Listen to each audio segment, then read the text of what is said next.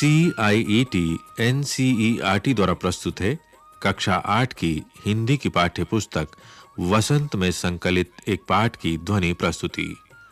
पाठ का शीर्षक है कामचोर।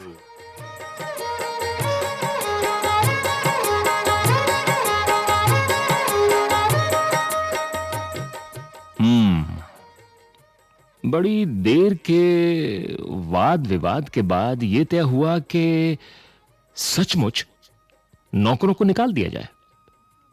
आखिर ये मोटे मोटे किस काम के हैं? हिलकर पानी नहीं पीते। इन्हें अपना काम खुद करने की आदत होनी चाहिए। कामचोर कहीं के। तुम लोग कुछ नहीं, इतने सारे हो और सारा दिन उधम मचाने के सिवा कुछ नहीं करते। और सचमुच हमें ख्याल आया कि हम आखिर काम क्यों नहीं करते। हिलकर पानी पीने में अपना क्या खर्च होता है, इसलिए हमने तुरंत हिल हिलाकर पानी पीना शुरू किया।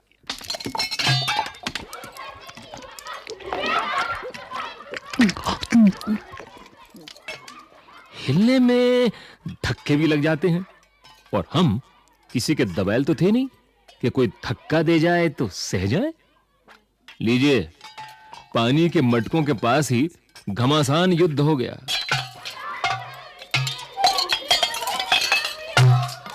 सुराहियां उधर लुढ़की, मटके इधर गए, कपड़े भीगे सो अलग।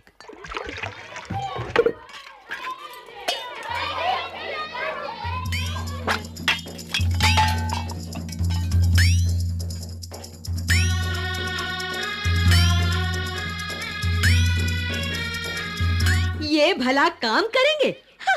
अम्मा ने निश्चय किया। करेंगे कैसे नहीं? देखो जी, जो काम नहीं करेगा उसे रात का खाना हरगिज नहीं मिलेगा, समझे? ये लीजिए, बिल्कुल शाही फरमान जारी हो रहे हैं।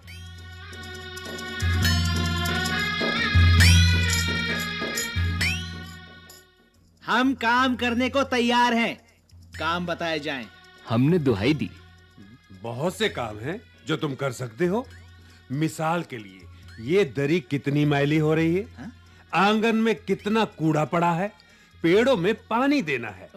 और भाई, मुफ्त तो ये काम करवाए नहीं जाएंगे, तुम सबको तनख्वाह भी मिलेगी। अब्बा मियां ने कुछ काम बताए और दूसरे कामों का भी हवाला दिया।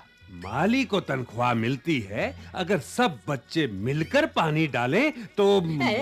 खुदा के लिए नहीं, घर में बाढ़ आ जाएगी। अम्मा ने याचना की, फिर भी तनख्वाह के सपने देखते हुए हम लोग काम पर तुल गए। चलो चलो, हम करते हैं काम।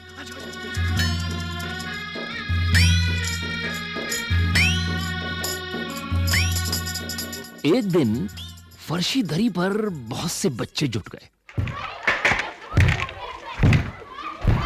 और चारों ओर से कोने पकड़कर झटकना शुरू किया। दो चार ने लकड़ियां लेकर धुआंधार पिटाई शुरू कर दी।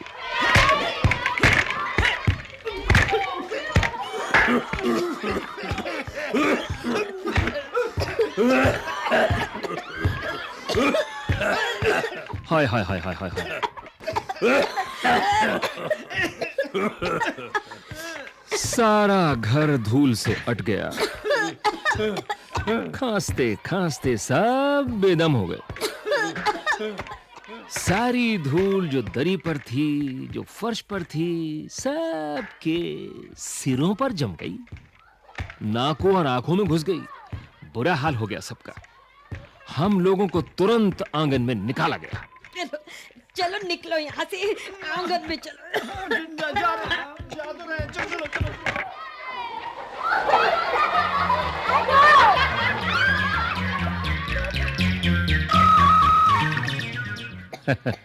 वहां हम लोगों ने फौरन झाड़ू देने का फैसला किया।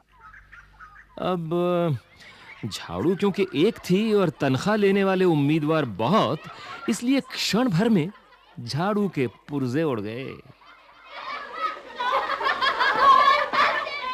जितनी सीखें जिसके हाथ पड़ी, वो उनसे ही उल्टे सीधे हाथ मारने लगा।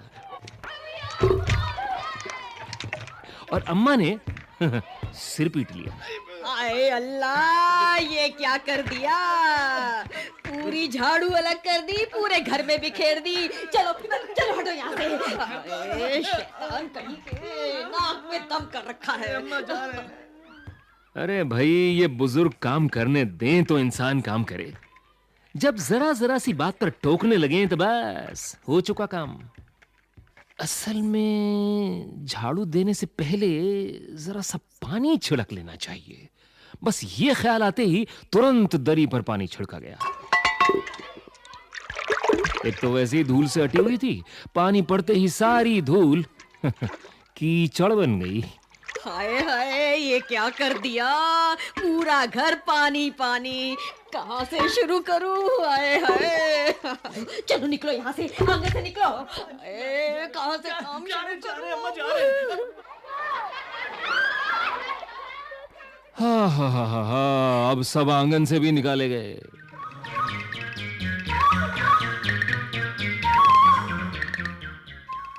तय हुआ कि पेड़ों को पानी दिया जाए। बस सारे घर की बाल्टियां, लोटे, तसले, भगोने, पतीलियां लूट ली गईं।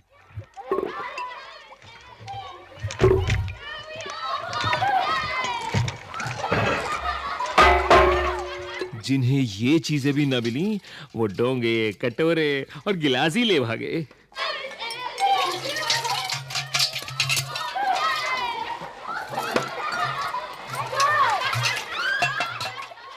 अब सब लोग नल पर टूट पड़े।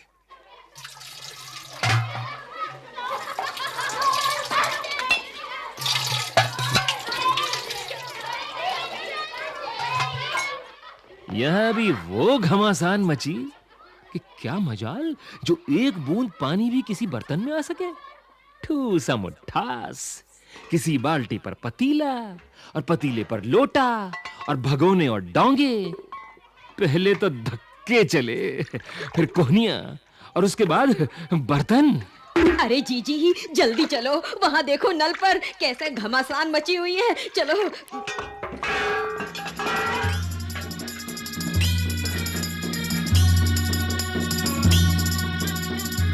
फौरन बड़े भाइयों, बहनों, मामुओं और दमदार मौसियों, फूफियों की कुमक भेजी गई। फौज मैदान में हथियार फेंक कर पीठ दिखा गई।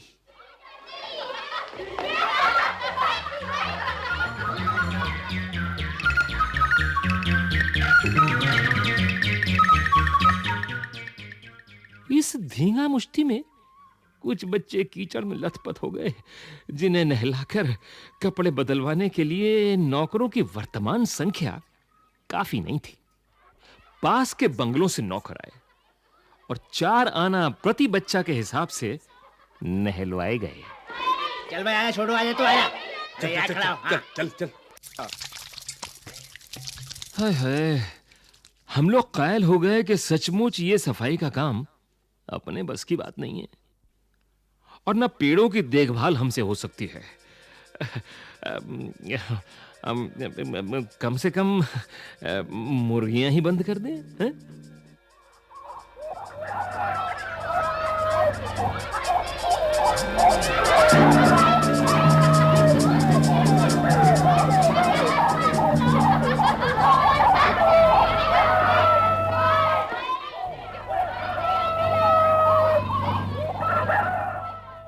बस शाम ही से जो बांस छड़ी हाथ पड़ी लेकर मुर्गियां हाँकने लगे।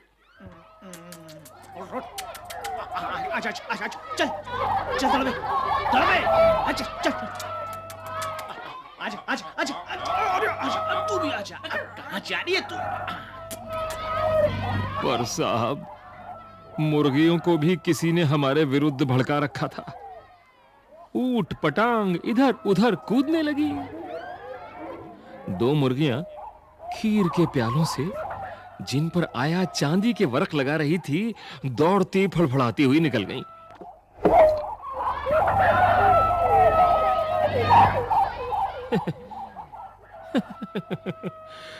तूफान गुजरने के बाद पता चला कि प्याले खाली हैं और सारी खीर दीदी के कामदानी के दुपट्टे और ताजे धुले सिर पर लगी हुई है। एक बड़ा सा मुर्गा अम्मा के खुले हुए पानदान में कूद पड़ा और कत्थे चूने में लुथड़े हुए पंजे लेकर नानी अम्मा के सफेद दूध जैसी चादर पर छापे मारता हुआ निकल गया। एक मुर्गी दाल की पतीली में छपाक मारकर भागी और सीधी जाकर मोरी में इस तेजी से फिसली कि सारी कीचड़ मौसी जी के मुंह पर पड़ी, जो बैठी हुई हाथ मुंह धो रही थी। हाय हाय, नाक में दम कर डाला है इन बच्चों ने। पूरा मुंह पूरा गंदा कर दिया, फिर से धोना पड़ेगा। इधर सारी मुर्गियां बेनकेल का ऊंट बनी चारों तरफ दौड़ रही थीं। एक भी दड़बे में जाने को राजी न थी।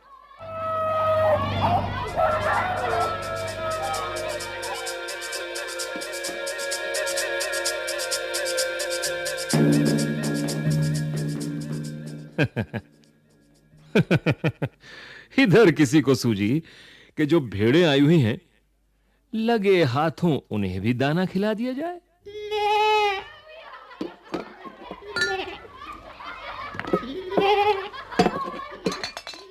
दिन भर की भूखी भेड़ें दाने का सूप देखकर जो सबकी सब झपटी तो भागकर जाना कठिन हो गया। लष्टम पष्टम तख्तों पर चढ़ गई। पर भेड़ चाल मशहूर है। उनकी नजर तो बस दाने के सूप पर जमी हुई थी। पलंगों को फलांगती, बर्तन लुढ़काती साथ साथ चढ़ गईं।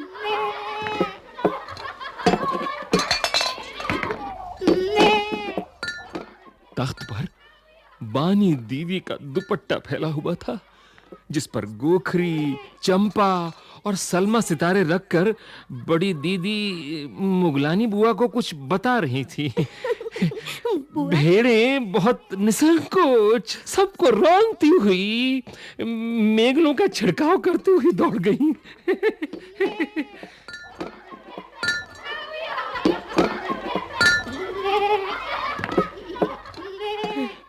हाय, जब तूफान गुजर चुका तो ऐसा लगा जैसे जर्मनी की सेना टैंकों और बम्बारों सहित उधर से छापा मारकर गुजर गई हो। जहां जहां से सूप गुजरा, भेड़ें शिकारी कुत्तों की तरह गंध सूंघती हुई हमला करती गईं। हज्जन मां एक पलंग पर दुपट्टे से मुंह ढाके सो रही थी। उन पर से जो भेड़ें दौड़ी तो न जाने वो सपने में किन महलों की सैर कर रही थी, दुपट्टे में उलझी हुई। मारो मारो मारो मारो मारो मारो मारो मारो चीखने लगी।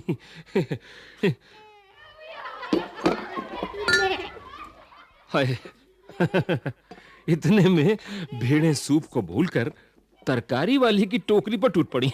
वो दालान में बैठी मटर की फलियां तोल तोल कर रसोइये को दे रही थी। हाँ ठीक है, ये ले, इसे भी तोल दे। वो अपनी तरकारी का बचाव करने के लिए सीना तान कर उठ गई। ये क्या? देख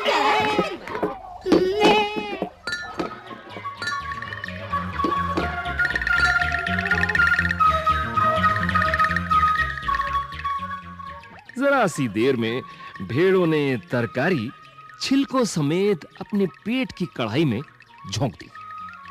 इधर ये प्रलय मची थी, उधर दूसरे बच्चे भी लापरवाह नहीं थे। इतनी बड़ी फौज थी जिसे रात का खाना न मिलने की धमकी मिल चुकी थी। वे चार भैंसों का दूध दूहने पर जुट गए।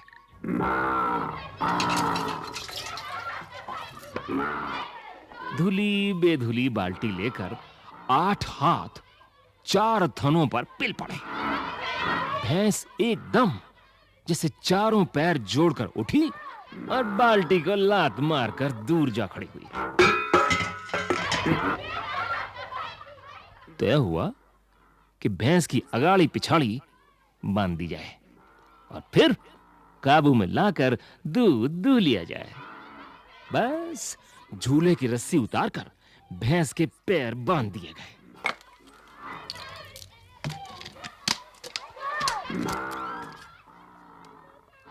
पिछले 2 पैर चाचा जी की चारपाई के पायों से बांध अगले 2 पैरों को बांधने की कोशिश जारी थी कि भैंस चौकन्नी हो गई। छूट कर जो भागी तो पहले चाचा जी समझे कि शायद कोई सपना देख रहे हैं।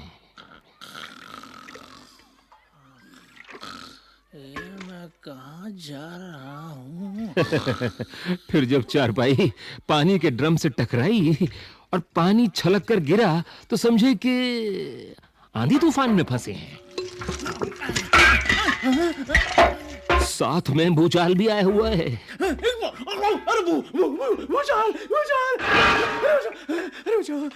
और जल्दी ही उन्हें असली बात का पता चल गया और वो पलंग की दोनों पट्टियां पकड़े बच्चों को छोड़ देने वालों को भला बुरा सुनाने लगे। अरे इन शैतानों को किसने छोड़ दिया? किसने छोड़ दिया इन्हें? बचाओ, बचाओ, बचाओ। बड़ा मजा आ रहा था। भैंस भागी जा रही थी और पीछे पीछे चारपाई और उस पर बैठे हुए थे चाचा जी।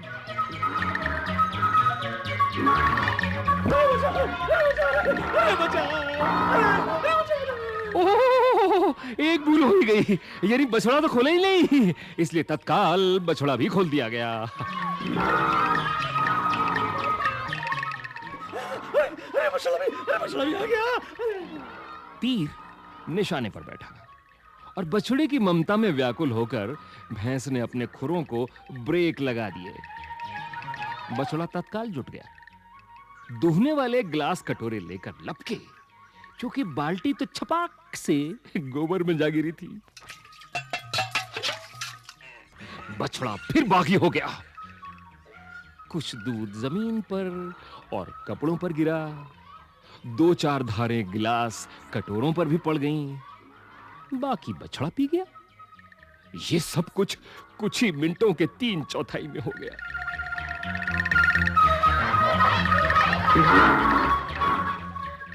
घर में तूफान उठ खड़ा हुआ। ऐसा लगता था जैसे सारे घर में मुर्गियां, भेड़ें, टूटे हुए तसले, बाल्टियां, लोटे, कटोरे और बच्चे थे।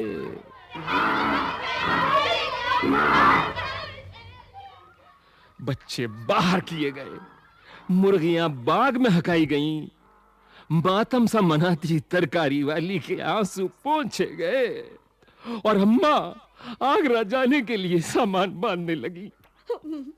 या तो बच्चा राज कायम कर लो या मुझे ही रख लो, नहीं तो मैं चली मायके। हाँ। मायके?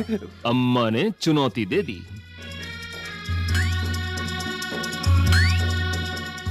और अब्बा ने सबको कतार में खड़ा करके पूरी बटालियन का कोर्ट मार्शल कर दिया। खड़े हो जाओ, सब खड़े हो जाओ, खड़े हो जाइए। अगर किसी बच्चे ने घर की किसी चीज को हाथ लगाया तो बस रात का खाना बंद हो जाएगा, समझे?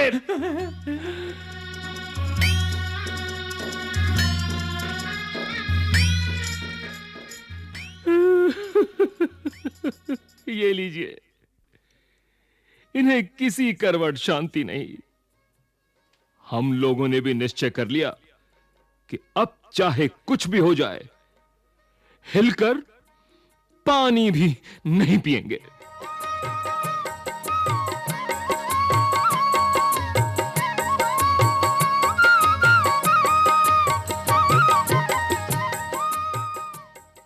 कामचोर। अभी आप सुन रहे थे ये कार्यक्रम।